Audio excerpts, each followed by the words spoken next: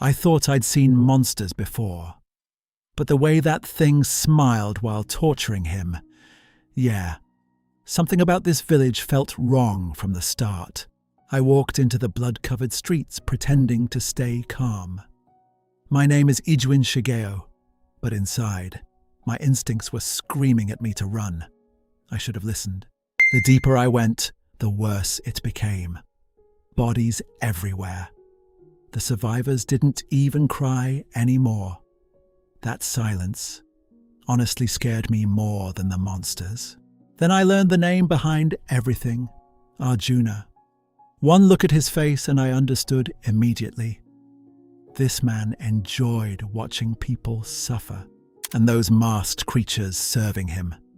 They treated murder like a game, like happy memories from their youth. That's when I realized something terrifying. These things weren't human anymore, and I was already too deep to turn back. The moment I looked down at the corpse, I made my decision. Arjuna didn't deserve to live. Not after what I'd seen here. No one knows where Arjuna is. Yeah, that answer annoyed me immediately, which meant the village leaders were definitely hiding something. Then, a sharp brake sound echoed outside the building. I froze for a second. A car. Here. Something about that felt wrong. Let's check the back entrance. We moved fast. No disguises anymore. At this point, pretending was useless. Honestly, my heartbeat was getting louder with every step. I slowly opened the door and peeked inside. And then I saw it. That's when my blood ran cold. The moment I opened the door, my stomach dropped. Women were being dragged out of a truck like animals, crying, begging, and those bastards were laughing. Yeah, there was no doubt anymore. This village was rotten to the core. My partner asked what we should do next. Honestly, I already knew my answer. I stepped forward. The guy looked at me like I wasn't even human, like I was just another thing standing in his way. Big mistake. Release the women. The second I said that, the air changed. Even the women stopped moving for a second, because deep down, they knew violence was coming. Then the idiot pulled out a gun and smiled. That tiny movement told me everything. This guy had done this before, too many times. The idiot fired immediately. But bullets like that, yeah, they were never going to hit me. The moment I dodged forward, his face changed. I grabbed his arm and twisted the gun away. Hard. The screaming started instantly. Not brave anymore, huh? Then I shoved the barrel straight into his mouth. No hesitation, no warning. At that point, I was done listening to trash like him. Answer honestly. My voice sounded colder than I expected. Even I could feel it. The guy's entire body started shaking. Good. And then he broke, crying, drooling, begging. The smell alone was disgusting, but buried inside all that panic. Finally, Arjuna's name came out. At first, I thought he was lying to save himself. But then the words started pouring out. Women were being traded to the bio tribe like livestock. I felt sick, and it got worse. Humans here weren't treated like people anymore. Just products, bought, sold, disposed of. That mask hanging there. Yeah, I'll never forget it. Some women were even drugged and raised like animals. The moment I heard that, something inside me snapped. Honestly, I almost killed him right there. One last question. I shoved the gun deeper into his mouth and forced him to talk. And finally, Arjuna's location came out, at the building on the hill, so I let him go. Not because I forgave him. No, he was already dead to me. I just didn't want to waste another second. Arjuna was waiting. I told Rukawa to get the women out of here, fast, because deep down, I already knew this wasn't over yet. Arjuna, the village chief. I was heading straight toward both of them to end this nightmare once and for all. At least, that was the plan. Then I heard it. A strange sound echoing from the hill ahead. Heavy, metallic, the kind of sound that makes your instincts go silent for a second. I moved closer and finally saw them. Rows of carts, bodies tied down like livestock, and those monsters casually standing beside them like this was normal. Yeah, my blood boiled instantly. But then I noticed something worse. Every single prisoner was huge, muscular, strong-looking men. That's when it hit me. These creatures weren't just hunting humans anymore. They were collecting them. Suddenly, one of the carts snapped loose, and the guy trapped inside started rolling down the hill, screaming. God, that scream still sticks with me. The wheel crushed straight into the ground, bones breaking, blood everywhere. I saw his arms bend the wrong way and instantly knew. If that thing hit the trees, he was dead. I ran. Pure instinct, no thinking anymore. Just one thought repeating inside my head. Move faster. I threw myself directly in front of the cart and stopped it head on. The impact nearly tore my body apart. But the moment the wheel finally stopped spinning, I heard him breathing. Barely. I checked his wounds quickly. Nails through both arms and legs. Massive blood loss. Honestly, he should have already been dead, but looking into his terrified eyes like that, there was no way I was letting him die here. Then, a shadow appeared at the top of the hill. One look at that thing, and the entire atmosphere changed. Yeah, this was the leader. The masked monster started talking about youth and beautiful smiles, like some lunatic philosopher. Meanwhile, real people were bleeding to death right in front of him. I genuinely felt disgusted listening to him. I kept pulling the nails out of the man's arms while listening to that garbage. This is youth. No, this was just cruelty pretending to have meaning. Then the monster smiled behind that mask and started explaining how to preserve human meat.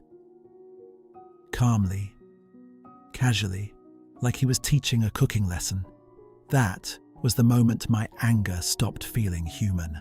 First, you drain the blood. I looked at the man trapped in the cart and finally understood why the ground was soaked red. These monsters weren't hunting anymore. They were farming people. The masked freak started talking about humans like we were bait. Use one prey to catch the next. Yeah, hearing that made my skin crawl instantly. Then he compared humans to pigs. Like eating people was somehow natural. At that moment, I realized something terrifying. This thing genuinely believed it was morally right. The others suddenly grabbed their sleds and jumped downhill toward me. Fast, way too fast, and every single one of them was smiling behind those masks. Then, the attack came all at once. Sand exploded into my face while the monsters rushed from every direction. Front, left, right. For a split second, even I lost track of all of them. That's when I understood. These creatures weren't just savages. They hunted together, like predators that had done this hundreds of times before. One of them launched straight at me from above. Fast, brutal, like a wild animal trying to rip out my throat. But honestly, that was his mistake. I grabbed the broken wood from the cart and swung upward. If they wanted to hunt humans like beasts, then I'd treat them like beasts. The hit landed clean. Blood exploded across the air while the creature's body spun sideways. For the first time since this started, one of them screamed in fear. Another one came from my blind spot with a blade. Too slow. I caught the counter instantly and drove my fist straight through the mask. The crunching sound alone was enough to make the others hesitate. That's when the last one finally tried to run. Yeah, run. The same monsters who laughed while torturing people were suddenly terrified for their own lives. Honestly, that felt good. The last creature tried to stab straight through my throat with its bare hand. Yeah, they'd evolved specifically to kill humans, but it still wasn't enough. A few seconds later, all three of them were already on the ground. Broken, twitching, dying, and somehow the battlefield suddenly became quiet. Too quiet. Then I felt it. A presence watching me from behind the grass. The masked leader finally stepped forward, still talking about youth like a complete psychopath. That's when I noticed the weapon in his hand, a wooden slingshot. At first I almost laughed, but something about the way he held it made my instincts freeze. Then he pulled it back. The air itself felt heavy for a second, and the moment I saw that black projectile launch toward me, I knew this guy was different from the others. The second he fired that slingshot, something felt wrong. My body moved on instinct, but not fast enough. Pain exploded across my face. Warm blood started running down my eye immediately. For a split second, my vision blurred. Damn. Then I finally understood what hit me. A pitch-black projectile. Not metal, not stone. Something that absorbed light itself. Yeah, this guy was way more dangerous than I expected. The masked freak calmly explained the poison like he was proud of it. Meanwhile, I could already feel my breathing getting heavier. Slowly, subtly. That honestly pissed me off more than the pain. Then he pointed at me and smiled behind that disgusting mask. Your breathing is getting weaker. The scary part, he was right. The poison was slowing my breathing. But honestly, I was more annoyed than scared. There was no way I was dying to something like this. The masked freak kept rambling about how I wouldn't survive until morning. Yeah, keep talking. The more he bragged, the easier it became to read him. Then I noticed it. He couldn't actually track the projectile after firing it, which meant if I read the motion before release, I could dodge it. I locked onto the angle of his slingshot, the position of his wrist, the timing of his fingers. Everything slowed down for a second. The instant he fired, I moved first, and the projectile missed my head by barely a few centimeters. Close. Way too close. I grabbed the black projectile with my bare hand. Yeah, I took the hit on purpose, because if I backed down now, this whole thing would stay their game forever. The masked freak suddenly sprinted downhill at full speed, and that's when I realized, oh no, he wasn't stopping. He rushed straight at me, screaming about youth, completely insane. But the moment his arm moved, my body reacted first. A whip cracked through the air. Fast, way faster than sound. Even my eyes barely caught it. The tip missed my throat by inches. One clean hit, and my head was probably gone. Too close. Again. The whip finally landed. I twisted at the last second, but it still ripped straight through my chest. That thing hit harder than a blade. The whip tore straight through my chest. Not a warning. It felt like my flesh literally exploded open. And somehow, that psycho was still smiling. And before I could even breathe, another black sphere was already coming at me. No hesitation. No pause. This freak wanted me dead. The shot exploded right at my feet. Oil sprayed everywhere. All over my legs, the grass, everything. That's when it clicked. He wasn't aiming at me. He was preparing the fire. The flames spread instantly across the ground, and that masked freak just stood there watching it burn like he was enjoying some summer festival. Yeah, this guy was completely insane. The flame swallowed me whole. That oil was insanely thick. Once it caught fire, There was nowhere to run. Even breathing hurt.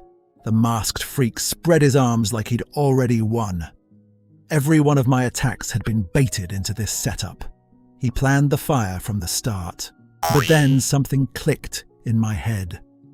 Oil burns because of oxygen, so if I cut the airflow, maybe I could survive this.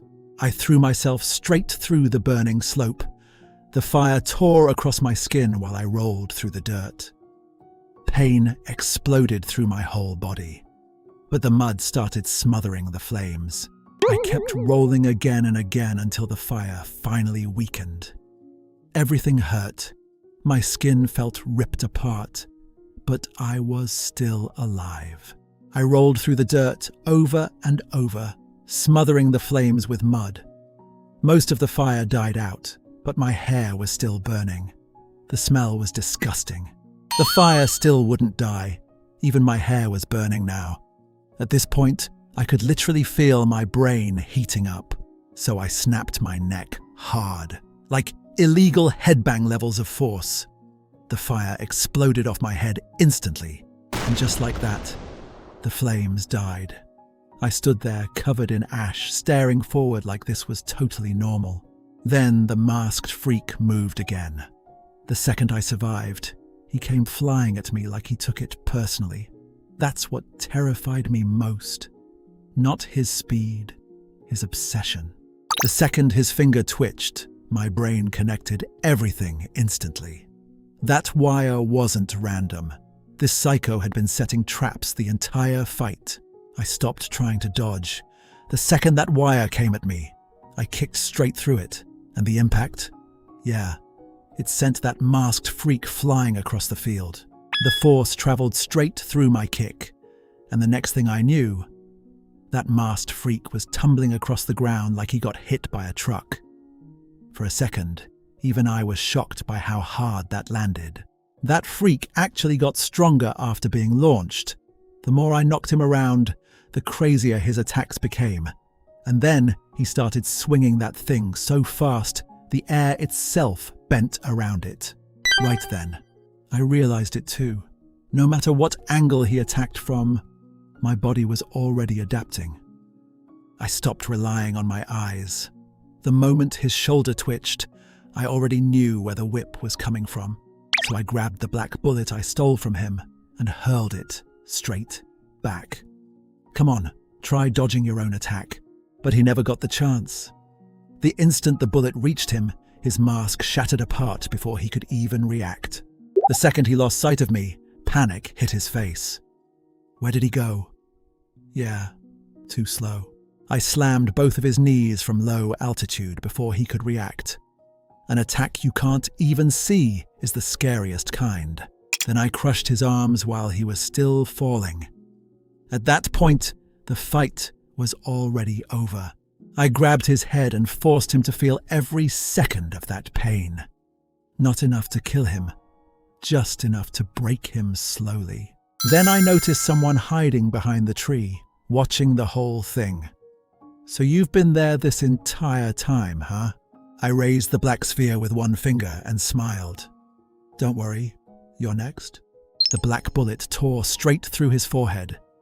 Even after everything he'd done, the look in his eyes was pure panic at the very end. And me, I just stood there watching him collapse, without feeling a single ounce of pity.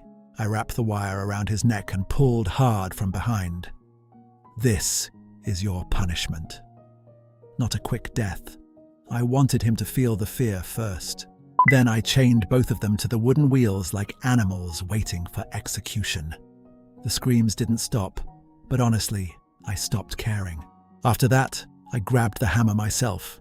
If they made their victims suffer 5 times harder, then I'd return that pain tenfold. While the pain was crushing him, I leaned down and stared straight into his eyes. All those innocent people died because of your greed. So tell me, what were their lives worth to you? Instead of begging for mercy, he started screaming like a lunatic. To control oil is to control civilization itself. As I stood there listening, I finally understood the truth. These people really believed the whole world existed beneath them. Even with nails driven through his face, the bastard kept ranting about oil and power like he ruled the world. That's when I decided talking was over. I lined both of them up at the edge of the slope and shoved the wheels forward with everything I had. Go on then, feel what your victims felt. Then I slammed my hands into the wheels and pushed with everything I had. The second those cages started rolling, their screams changed instantly. The cages bounced down the rocky hill so fast, their bodies started breaking apart inside.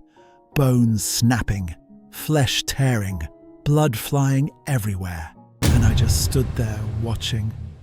For the first time in a long while, I felt absolutely nothing.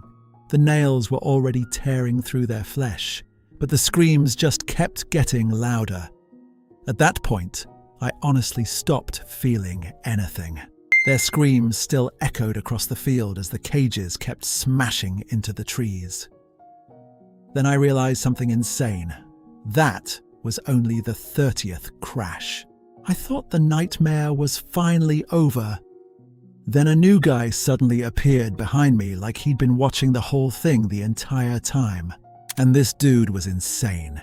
He casually carried 2 giant sharpened logs on his shoulder like they weighed nothing. That's when I realized something insane. This guy wasn't here to stop me. He wanted to join in. That crazy bastard handed me 2 massive wooden stakes like we were working on a normal project together.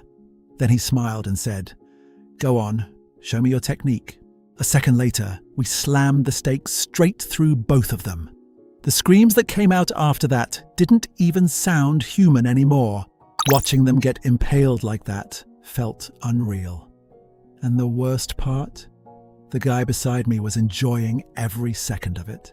I shoved the mud deeper into his wounds and forced the torture to continue. The screams got weaker, but he still wouldn't die. While the fire rose front me, I just stood there quietly. Compared to what they'd done before, this pain was nothing.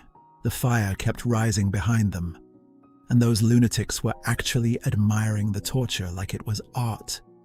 That silence from me, it scared them even more. I could literally hear their bodies cooking from the inside.